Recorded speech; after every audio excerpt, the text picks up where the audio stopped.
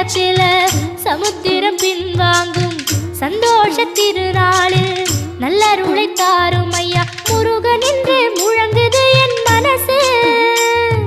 கடலை போல உன் கருணை பெருசு. உப்பு காத்து ஊத காத்து சுத்தும் கடலுக்கரைய பார்த்து சத்தியமா கோயில் கொண்ட சுப்பையா எங்க குப்பத்துக்கு குலவிளக்கு நீ ஐயா.